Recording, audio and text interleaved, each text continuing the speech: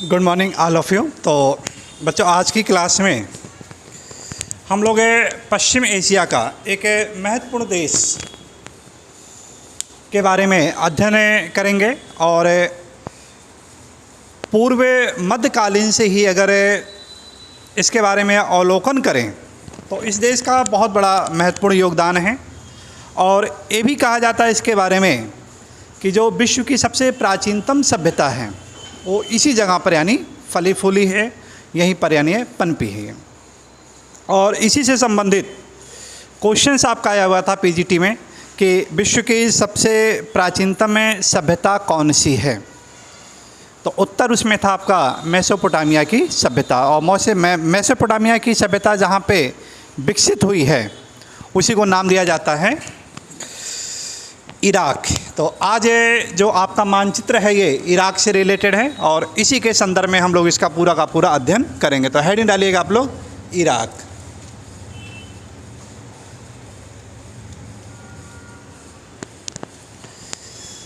Iraq के बारे में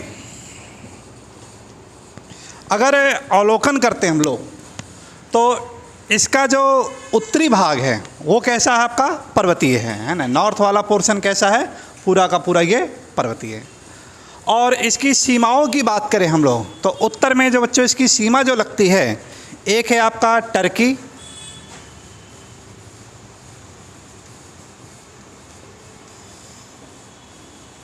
तुर्की के साथ इसकी सीमा लग रही है। और सबसे ज़्यादा जो सीमा लगती है वो है ईरान के साथ लगती है।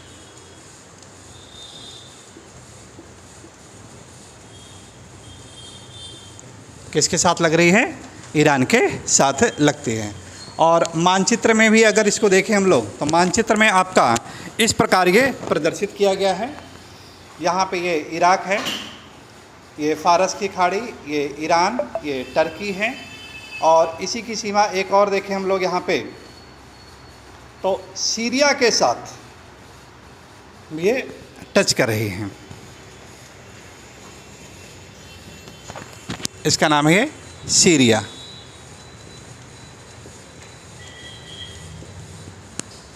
इसी का नाम क्या है, सीरिया। और पूरब में आपका एक देश है जॉर्डन।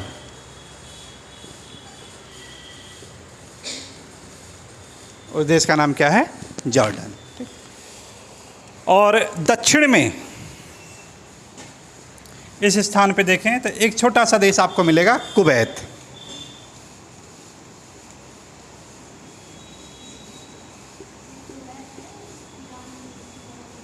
वहाँ पे कुवैत। और ये है आपका बच्चों फारस की खाड़ी। फारस की खाड़ी। और जहाँ पे कुवैत है आपका उसी के साथ आपका लगा है सऊदी अरब।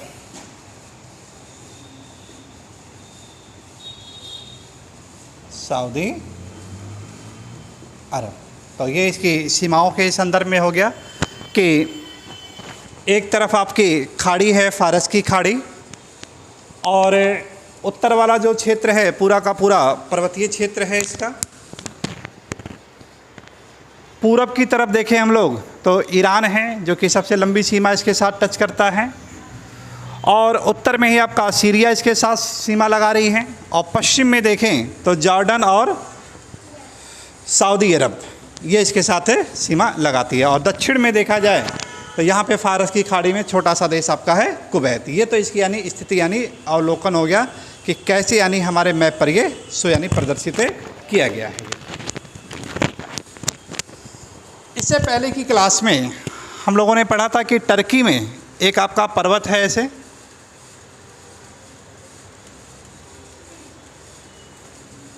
टारस पर्वत है ना। कौन सा पर्वत है, टारस पर्वत।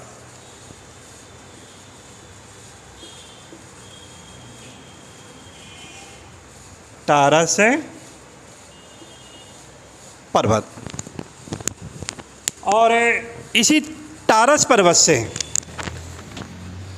दो प्रमुख नदियों की उत्पत्ति भी हो रही है। एक आपका दजला और दूसरा क्या है, फरात है ना। तो नदियों को यहीं से आपका ये एक नदी है, ऐसे उत्पत्ति होती है और सीरिया से होते हुए फिर ये आगे की तरफ ऐसे आएगी।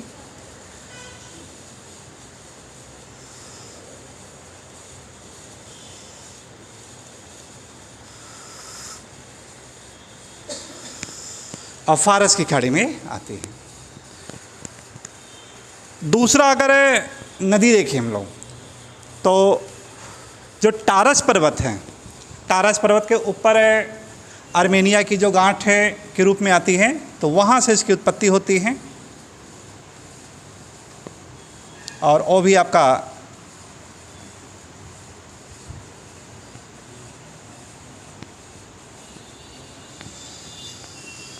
सीरिया से होते हुए इराक में आकर के मिल जाती है। तो जो राइट हैंड साइड है उसे नाम दिया गया है दजला।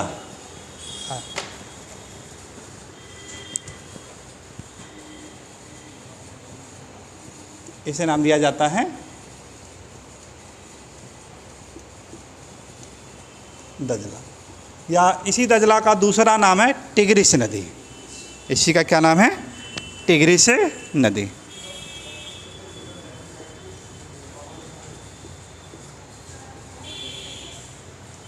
टिग्रिस। और जो पश्चिम की तरफ है उसे नाम दिया जाता है फरात।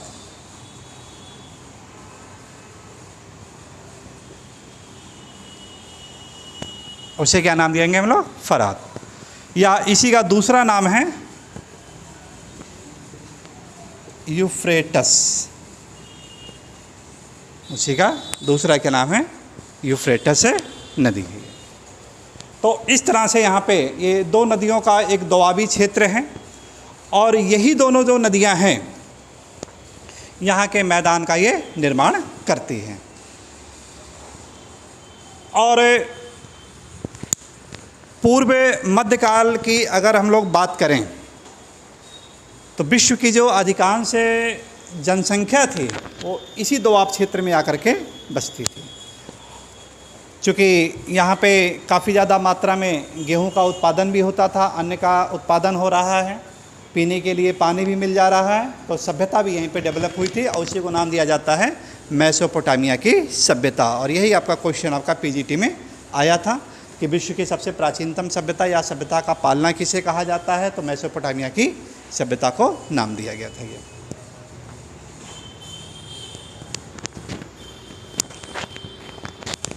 जहाँ पे इन दोनों नदियों का संगम होता है वहीं पे एक नगर बसा हुआ है। देखिएगा आप लोग मैप में, जहाँ पे दोनों का संगम हो रहा है, क्या नाम है उसका? बसरा।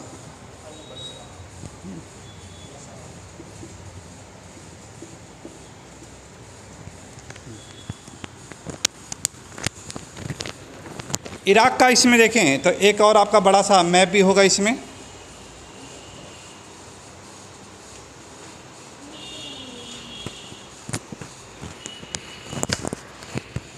इसी में आपका एक और है जो कि बड़े फिगर में इसको दर्शाया गया है। ये रहा आपका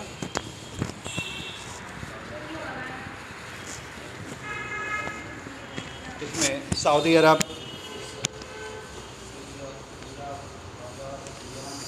ईरान का भी है और इराक का भी।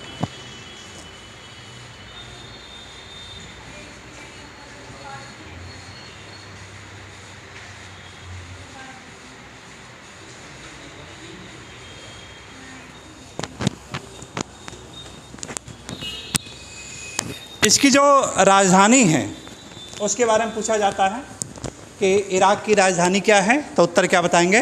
बगदाद। और यहीं तक सीमित नहीं होगा, ये भी पूछा गया है, क्वेश्चन आया हुआ है कि बगदाद किस नदी के तट पर बसा हुआ है, तो उत्तर क्या होगा आपका? टिग्रिस नदी के तट पर है आपका। ये कौन सी नदी है?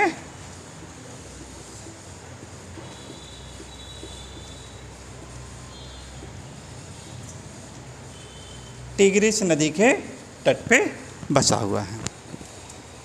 वर्तमान समय में अगर इसकी घनी आबादी की बात करें हम लोग, तो इसके उत्तरी भाग में देखिएगा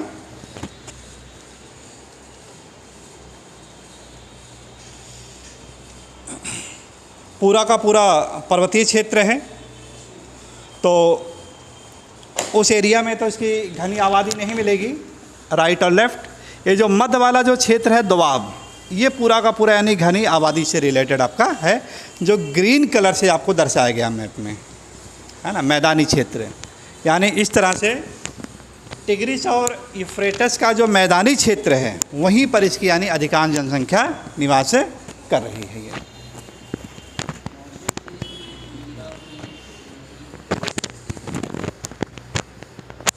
फारस की खाड़ी जो तटीय क्षेत्र है, यहाँ पर भी इसकी घनी आबादी देखने को मिलती है। तो इस प्रकार यहाँ पे जो एक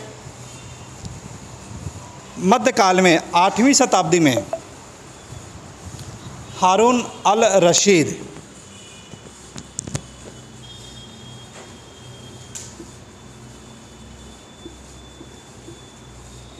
हारून अल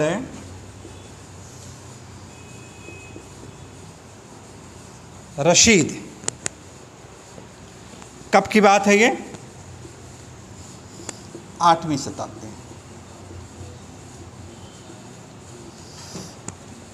आठवीं शताब्दी का मतलब है कि इस्लाम का जो उद्भव है वो हो चुका है। तो हारून अल रशीद ने बगदाद को राजधानी के रूप में बसाया था। एक सबसे महत्वपूर्ण क्वेश्चन आपका किया जाता है ये।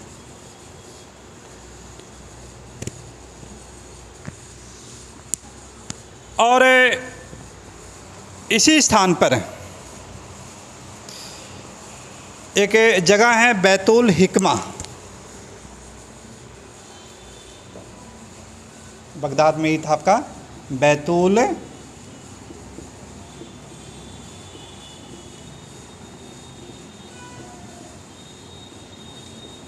हिकमा। इस स्थान पे इन्होंने एक बड़े पुस्तकालय की भी यानी स्थापना की थी। ठीक है, नाम क्या था? हारून अल रशीद ने। और इसे हाउस ऑफ विजडम के नाम से जाना जाता है ना। आज भी देखा जाए तो ये क्या है, इसी के नाम से प्रसिद्ध है, हाउस ऑफ विजडम। इसका मतलब क्या हुआ? हाउस ऑफ विजडम, है ना, हाउस ऑफ विजडम। इसका मतलब क्या है कि जो बुद्धिमानों से रिलेटेड, बुद्धिजीवियों से भरा हो एरिया। तो ये पुस्तकालय जो क्षेत्र है बैतुल हिकमा, तो यहाँ पर बुद्धिजीवियों से पूरा ही भरा हुआ है ये, है ना। तो इस प्रकार से हाउस ऑफ विजडम नाम दिया गया है ये।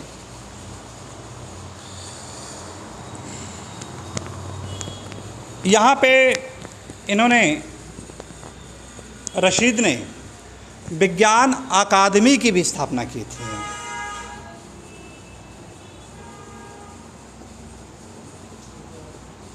विज्ञान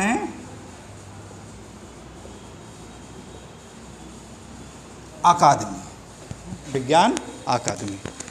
आज वर्तमान समय में अगर बैतुल हिकमा में जाइएगा तो बहुत बड़ा पुस्तकालय के रूप में आज भी ये डेवलप है ये, और वैज्ञानिकों का रिसर्च सेंटर भी यानी वहाँ पे ये बना हुआ है ये। और इसी अकादमी का जो सबसे बड़ा योगदान था यहाँ पे,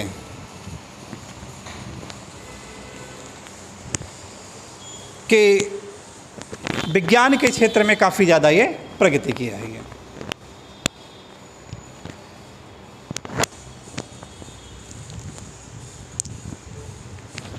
क्लाइमेट की अगर बात करें हम लोग,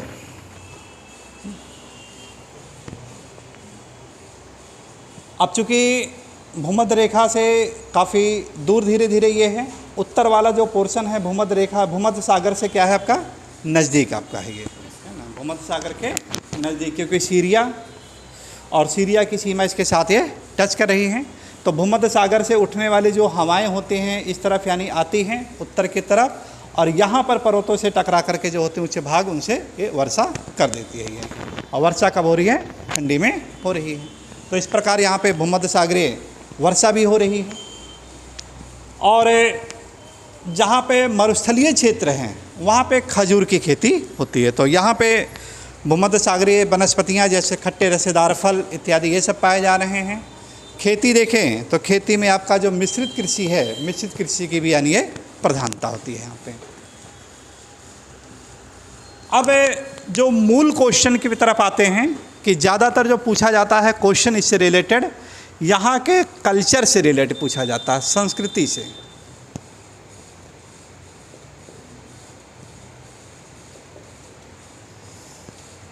संस्कृति कि यहाँ की जो जनसंख्या है किस धर्म से संबंधित है ये, है ना। जो क्वेश्चंस आते हैं यहाँ से कि यहाँ की जो पॉपुलेशन है वो किस धर्म से संबंधित है, तो क्या बताएंगे आप लोग? मुस्लिम धर्म।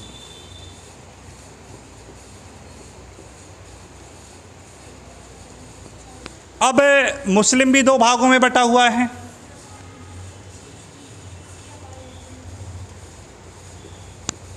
एक शिया और दूसरा क्या है?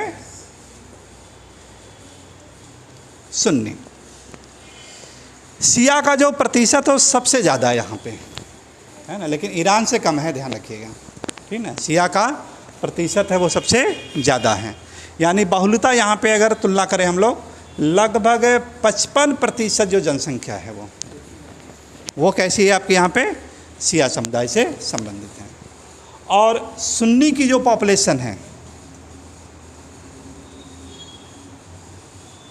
40%। और सबसे मज़ेदार बात ये था इसमें कि अमेरिका ने इस पर अटैक भी किया था, और सद्दाम के बारे में आप लोगों ने सुना होगा, है ना, कि सद्दाम का जो तानाशाही डिक्टेटरशिप है उसको समाप्त भी किया। फिर बात आती है कि सद्दाम वहाँ पे किस समुदाय से रिलेटेड था। सद्दाम की अगर बात करें तो किस समुदाय से रिलेटेड था, तो उत्तर क्या होगा? वो सुन्नी था ये सद्दाम। सद्दाम कैसा था? ये सुन्नी समुदाय का था सद्दाम। और काफ़ी लंबे समय तक ऐसी ये घटनाएं चली आई थी कि सुन्नी की जनसंख्या कम होने के बावजूद भी जो यहाँ के शासक हुए हैं वो कौन है आपके? वो सुन्नी लोग ही थे। यानी एक तरह से अगर देखें तो शिया समुदाय ज़्यादा हैं, तो शासन किसका होना चाहिए था? शिया का होना चाहिए था, लेकिन ऐसा नहीं था। किसका? आपका सुन्नी समुदाय का था। वर्तमान की अगर बात करते हैं हम लोग प्रेजेंट टाइम में,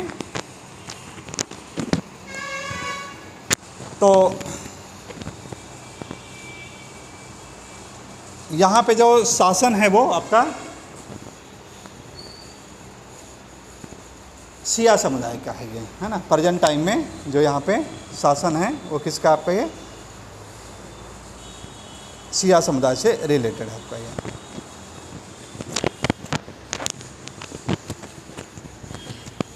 एक स्थान और है इसमें जो बहुत ही महत्वपूर्ण है आपका, उसका नाम है करबला। देखिए नज़र आ रहा है मैप में, करबला।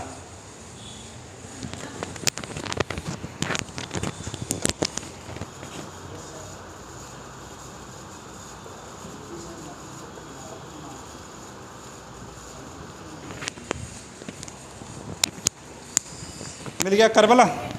कहाँ पे है? कोई नदी है?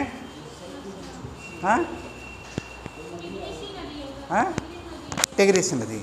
ठीक, दिखाइएगा कहाँ पे लोकेशन। ये मानचित्र में देखें हम लोग तो ये आपको मिलेगा, देखिए करबला अल बसरा के उत्तर में, अल बसरा के उत्तर में, और बगदाद के आपका है ये दक्षिण में। किस नदी के तट पर यह बसा हुआ है? तो उत्तर क्या होगा? यूफ्रेटस, है ना, क्योंकि यूफ्रेटस नदी है, तो उसी के तट पे आपका ये बसा हुआ करबला।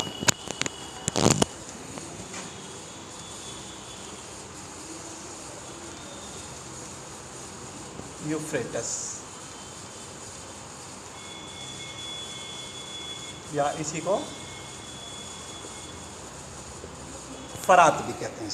इसे क्या नाम दिया जाता है? फरात भी इसी को नाम दिया जाता है।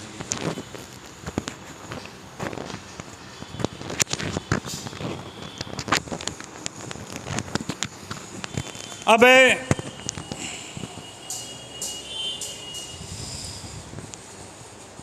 पूर्व मध्यकाल की बात करें हम लोग, तो करबला का युद्ध भी हुआ है, बहुत ज़्यादा चर्चा में है। और इसी करबला का वर्तमान में देखें तो एक आपको रूप नज़र आता है मुहर्रम, है ना। इसी के परिणामता क्या है आपका? मुहर्रम का जो त्यौहार आता है ना, जो कि अपने भारत में काफ़ी कल्चर में ज़्यादा प्रसिद्ध है, तो ये भी इसी का परिणाम आता है। क्या हुआ था करबला के युद्ध में? करबला के युद्ध की अगर बात करें तो क्या घटना घटी थी? मोहम्मद साहब का नाम सुना होगा आप लोगों ने? हाँ, मोहम्मद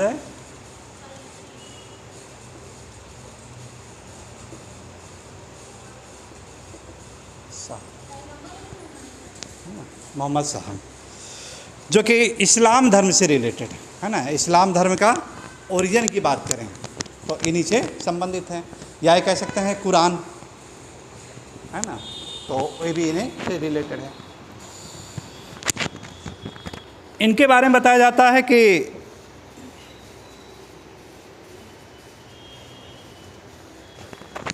इनके कोई पुत्र नहीं थे, ठीक ना। एक पुत्री थी और उनका नाम क्या था? फातिमा, है ना। उनका नाम क्या था?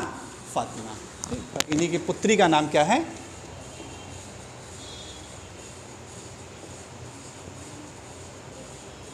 फातिमा। फातिमा की जो शादी हुई थी, मोहम्मद साहब के चचेरे भाई थे अली, है ना। मोहम्मद साहब के चचेरे भाई, उन्हीं के साथ ये इनकी शादी हो गई। अली की दो संतानें हुई, हसन और हुसैन, ठीक है ना, हसन और हुसैन। ठीक,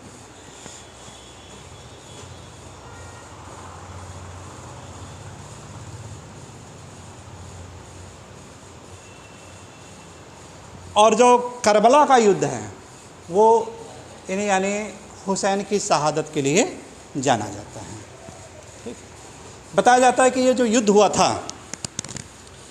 सत्ता के लिए हुआ था ये, कि लोग आखिर किसको माने, है ना। लोग सत्ता यानी किसको दें हमें।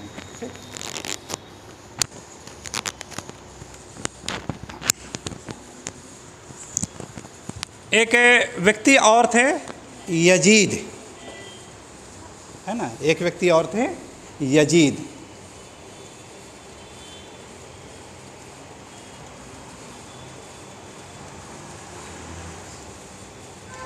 तो यजीद और हुसैन दोनों के बीच में ये युद्ध आपका ये हुआ था। ये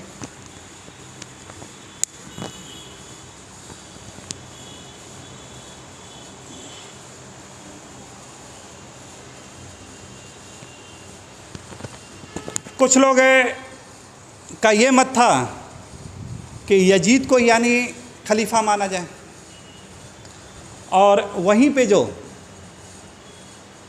शिया समुदाय के जो लोग थे उन लोगों ने क्या माना कि नहीं, हम लोग किसको मानेंगे? अली के जो वंशज होंगे आपके हुसैन, उनको यानी शिया, है ना। तो यहाँ से क्या है, जो शिया लोग थे वो हुसैन को यानी अपना ये मानना शुरू। हालांकि इसमें बहुत ज़्यादा भ्रांतियाँ, तरह तरह की बातें हैं, सारी चीज़ें, है ना। तो मैक्सिमम जो विद्वान है अपना अपना सभी मत रखते हैं ये। ठीक, तो कुछ लोग यानी अपना इसको हुसैन को मानना शुरू किए।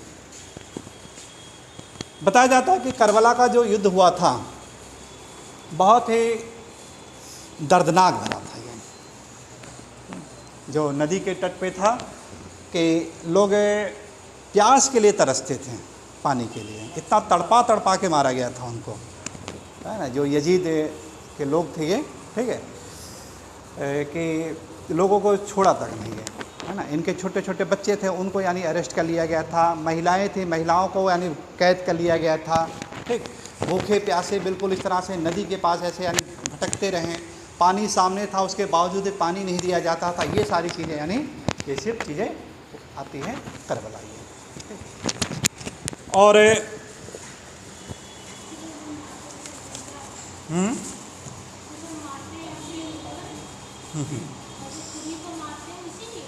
हाँ, वो इसीलिए है सब चीज़ें,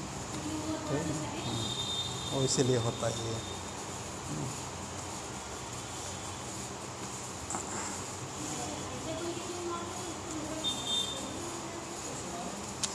और वर्तमान समय की बात करें तो जो करबला है आपका ये शिया समुदाय का बहुत बड़ा धार्मिक स्थल भी है। शिया का क्या है, बहुत बड़ा धार्मिक स्थल भी है आपका ये करबला ये, ठीक है। क्योंकि वहीं पर आपका हुसैन का मकबरा भी वहीं पे आपका है, दफनाया गया था इनको, और उसके साथ उनके बच्चों को भी यहीं पे दफना दिया गया था।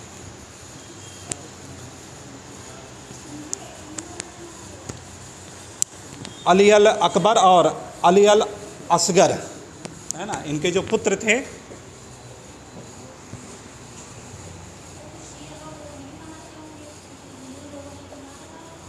अली अल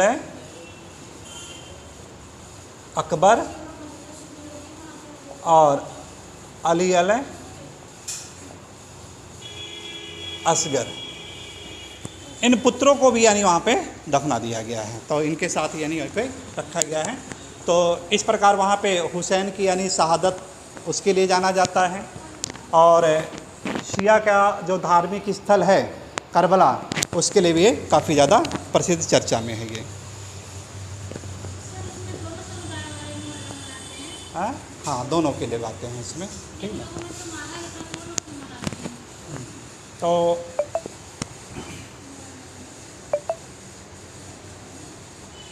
अब चूँकि हुसैन के जो हुसैन समुदाय थे, है ना, तो ये जो धर्म का जो बंटवारा हुआ था शिया और सुन्नी को लेकर के, ठीक, तो उनको बाद में बहुत अफसोस भी होता है ना, कि हम लोगों ने जो युद्ध किया वो काफ़ी व्यर्थिक था, बिना मतलब में किया गया, ठीक।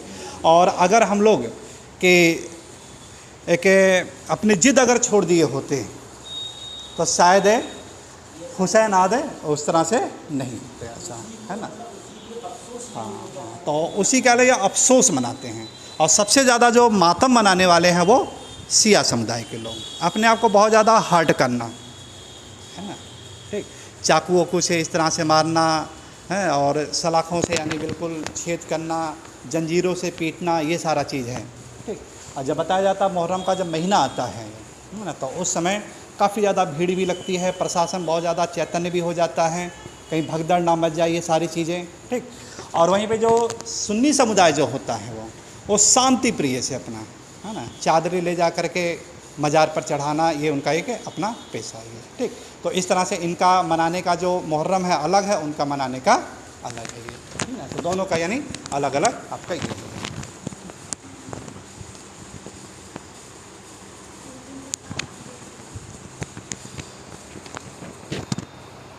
तो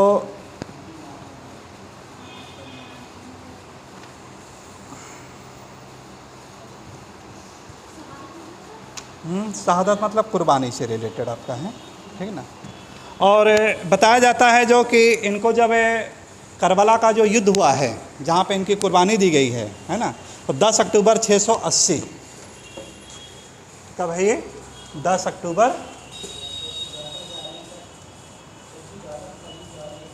600, हाँ क्या कह रहे हैं, इसको थोड़ा घुमाना पड़ेगा उधर, है।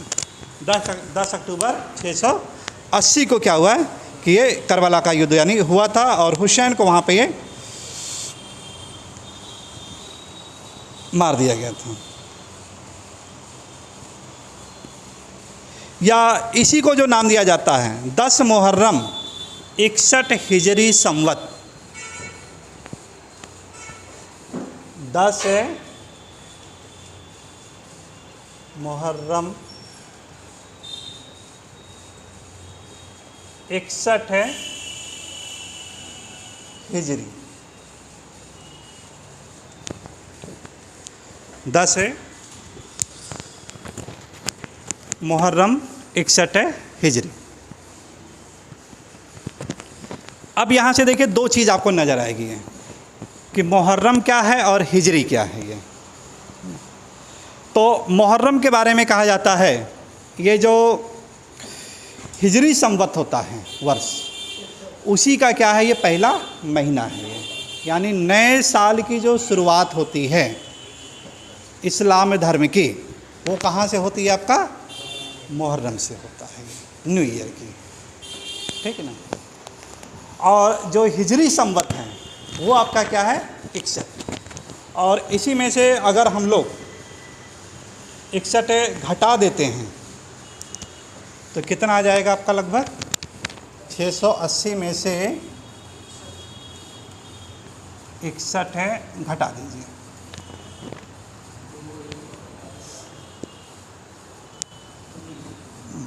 ये 1 आ जाएगा और यहाँ पे क्या आ जाएगा ये 2 और 19 आ रहा है, सॉरी ये 9 आ गया, ये आपका 619, और जिसको घटाया गया वो जोड़ दिया जाता है और जो घटता है वो जोड़ दिया जाता है, लगभग यानी 622 है ना। तो हिजरी संवत आपका जो है ये क्या आ जाता है, इसी के लमसम आ जाता है 622 से हिजरी संवत।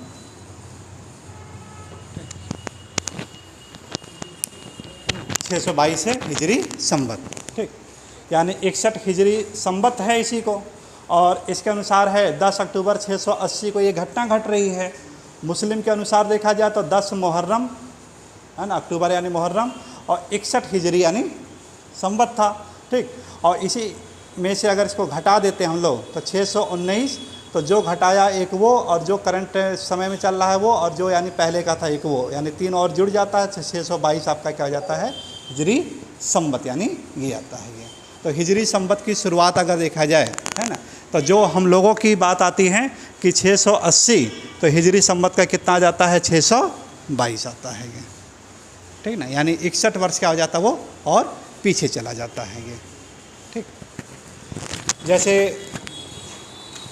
अभी इसके बारे में और भी हम लोग चर्चा करेंगे, ठीक। तो इस प्रकार जैसे वर्तमान की बात करें हम लोग इस समय प्रेजेंट टाइम में,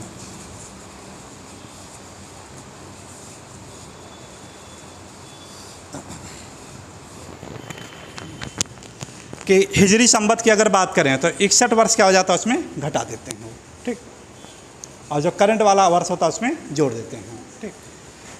तो ये यानी ये घटना घटी है उस समय की बात है ये। तो इस प्रकार यहाँ से देखिए क्या हुआ कि एक चीज़ नज़र आया कि करबला के बारे में, कि करबला किस नदी के तट पे बसा हुआ है, तो उत्तर क्या होगा आपका यूफ्रेटस के तट पर है। क्यों प्रसिद्ध है ये, तो करबला का युद्ध हुआ था, कब हुआ था ये युद्ध, तो उत्तर क्या बताएंगे आप 10 अक्टूबर 680 को हुआ था, और वहीं पर जो मुस्लिम समुदाय से रिलेटेड इस्लाम के अनुसार देखा जाए तो वहाँ पे जो उनके हिजरी संवत के आधार पे, तो वहाँ पे क्या है 10 मुहर्रम 61 हिजरी संवत है, या इसी को जब घटा देते हैं तो अपने अनुसार क्या हो जाता है कि 622 से हिजरी संवत आपका नज़र आता है। तो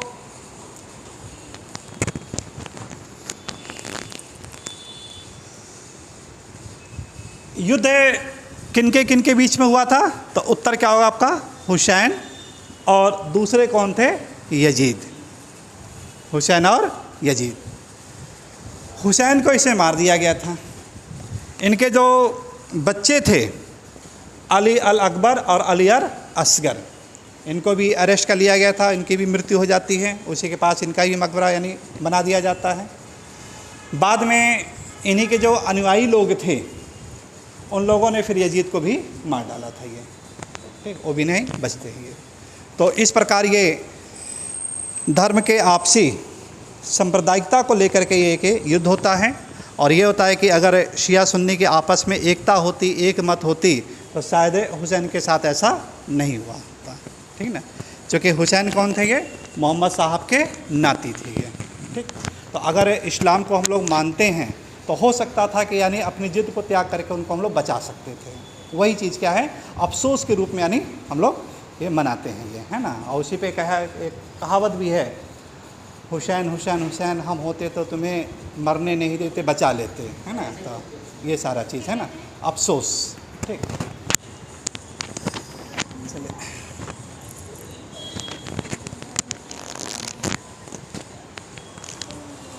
बात आई है इसमें, देखिए कैलेंडर की बात आई है यहाँ पे, है ना, कि अगर आपसे हिजरी संवत की बात करें तो हिजरी संवत का प्रारंभ कब हो रहा है, तो उत्तर क्या बताएंगे? 622 ईस्वी से हो रहा है ना। कब से आ रहा है?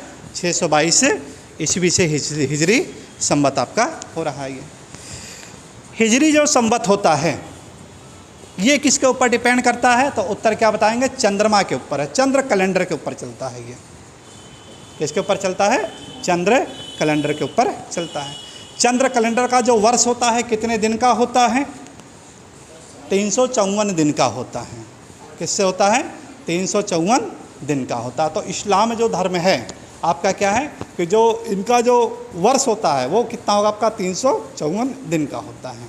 और यही कारण है कि जितने भी यानी हमारे जो कल्चर हैं चंद्रमा पर आधारित हैं, ठीक। तो अगर किसी महीने में जिस तारीख को पूर्णिमा अमावस्या को हो रहा है तो ज़रूरी नहीं उसी तारीख को हमेशा वो हमेशा क्या होगा? चेंज होता रहता है। जैसे होली का त्यौहार पूर्णिमा को, फागुन की पूर्णिमा, है ना, तो चंद्रमा के ऊपर डिपेंड है, ठीक। 11 दिन क्या हो जाता है आपका? ये डिफरेंस आ जाता है, क्योंकि हम लोगों का 365 है ना, ग्रेगोरियन कैलेंडर के अनुसार चलते हैं हम लोग, ठीक, जो कि सूर्य पर आधारित है। और इनका जो है वो किस पर? आपका हिजरी संवत जो कि चंद्र कैलेंडर पर आधारित होता है, वो क्या होता है? 11 दिन छोटा हो जाता है आपका ये, ठीक। तो इस आधार पे क्या होगा कि ये डिफरेंसेस यानी हम लोगों को देखने को मिलता है हमेशा। इसी प्रकार जैसे आपका दीपावली को ले लीजिएगा, अमावस्या, कार्तिक की अमावस्या, तो वो भी आपका हमेशा एक पर्टिकुलर डेट पे नहीं होगा, वो भी क्या होगा? आगे पीछे यानी इस तरह से होता रहता है ये, ठीक ना। और इस प्रकार जो ग्रेगोरियन कैलेंडर है वो और जो हिजरी कैलेंडर आपका संवत से रिलेटेड है, ये दोनों के बीच में आपका क्या होगा कि 3 साल में 1 महीने का लगभग अंतर आ जाता है। वो कितना आ जाता है?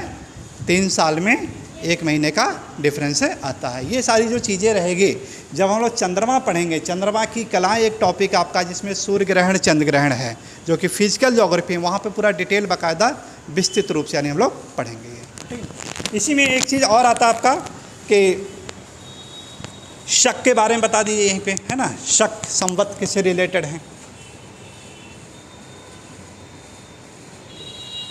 शक की अगर उत्पत्ति की बात करें तो कुषाण के समय में जो कनिष्क थे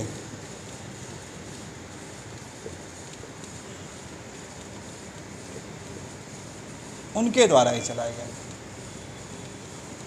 किसके द्वारा है? कनिष्क के द्वारा है। और 78 ईस्वी को 78 ईस्वी से क्या हो रहा है? इसकी शुरुआत हो रही है। 78 ईस्वी से शुरुआत होती है। ये लोग क्या करते हैं कि इसमें जो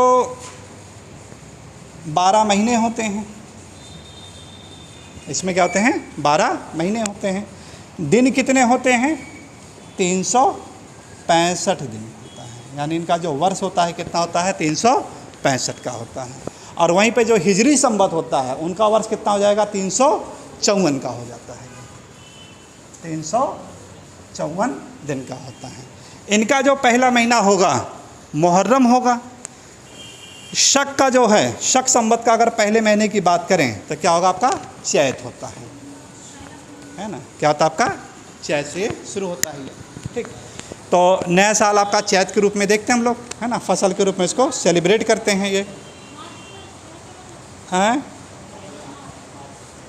क्या चीज़, हाँ हाँ मार्च में है ना, मार्च अप्रैल है ना, उसी के आसपास रहेगा ठीक।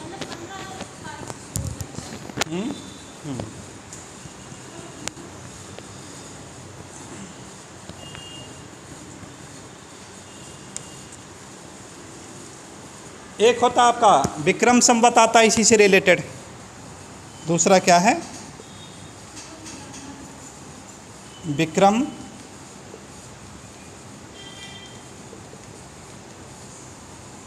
संवत आता है। तो विक्रम संवत आपका क्या है कि 57 को लिया गया है, 57 ठीक। सबका अपना अपना शासन था। कनिष्क है, कनिष्क का अपना ये चला दिए थे, है ना। विक्रमादित्य है तो अपना अपना ये 57 ईस्वी को चला दिया अपना, सबका अपना अपना ये मान्यता ये आ गई थी, ठीक। फिर बात आती है एक जो सबसे मज़ेदार क्वेश्चन होता है कि शक संवत और विक्रम संवत दोनों के मध्य कुल कितने साल का अंतर होता है, दोनों के मध्य कुल कितने साल का अंतर होता है। तो 78 ईस्वी है और 57 ईस्वी है, दोनों को जोड़ दीजिए तो दोनों का क्या हो जाएगा, अंतर यानी नज़र आ जाता है। यानी 78 और 57 दोनों को जोड़ देते हैं तो कितना जाएगा, 165 वर्ष का क्या हो जाता है, ये अंतर देखने को मिलता है, ठीक ठीक। अब कैसे निकाला जाता है ना, इस पर भी देख लेते हैं हम लोग, है ना, कैसे इसको निकाला जाए।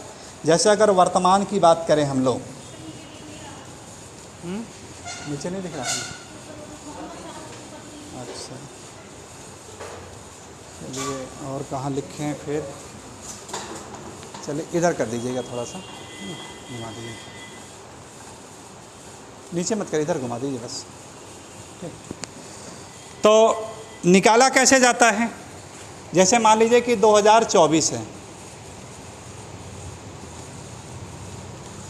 तो 2024 है, ये कौन सा कैलेंडर आपका, ग्रेगोरियन कैलेंडर है ये जनवरी फरवरी आपका जो चलता है ग्रेगोरियन कैलेंडर। और इसी के अंतर्गत हम लोग जब 57 वर्ष जोड़ देते हैं, 57 क्या कर दें हम लोग, ऐड कर दें, तो जो ऐड करने के बाद जो वर्ष प्राप्त होगा उसी को नाम दिया जाता है विक्रम संवत कहते हैं उसी को, उसी क्या नाम दिएंगे, विक्रम संवत। इसको जोड़ने पर कितना आ जाएगा आपका 2081, तो 2081 क्या हो जाएगा आपका विक्रम संवत हो जाता है ये। और इसी में से अगर 78 आप घटा देते हैं, है ना, इसी में से क्या करिएगा 78 सब्ट्रैक्ट कर दीजिए, अब जो आपको मिलेगा वो क्या हो जाएगा आपका शक संवत हो जाता है, वो क्या हो जाएगा आपका शक संवत हो जाता है। तो कितना आ जाएगा आपका 78 जब घटाएंगे तो ये 1945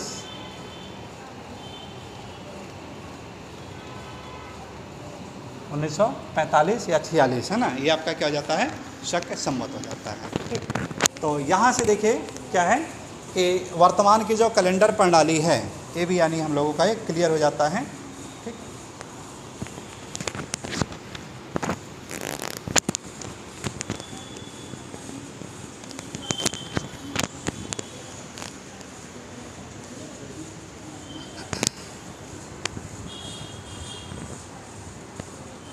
मोहम्मद साहब जो इस्लाम धर्म के प्रवर्तक थे, इनके अगर जन्म की बात करें तो 570 ईस्वी में इनका जन्म हो रहा है।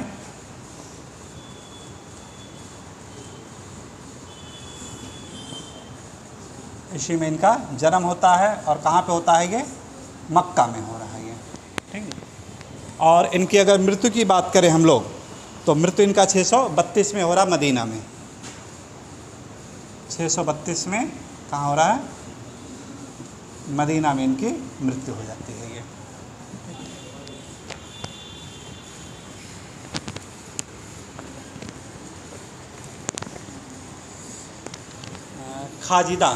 खाजिदा के साथ इनकी शादी हुई थी, यानी ये कह सकते हैं फातिमा की जो माँ थी, कौन थी? खाजिदा। तो इस प्रकार देखिए, थोड़ा सा जो हम लोगों का एक कल्चर है, संस्कृति है, इस्लाम, ठीक। अब चूँकि क्वेश्चंस आए हुए हैं आपके नेट में इससे रिलेटेड, ठीक, तो इसलिए जानना थोड़ा सा ज़रूरी हो जाता है। इसके बारे में कल्चर को भी पढ़ना पड़ेगा। कुछ धर्म है जो हम लोगों को डिटेल यानी पढ़ना है, जैसे फारसी धर्म हो गया, यहूदी धर्म हो गया, हिंदू धर्म से रिलेटेड हो गया, इस्लाम धर्म से रिलेटेड हो गया, ठीक, बौद्ध धर्म हो गया, जैन धर्म हो गया, यानी ये धर्मों से रिलेटेड भी यानी कल्चर को जानना जरूरी है हम लोगों को, ठीक।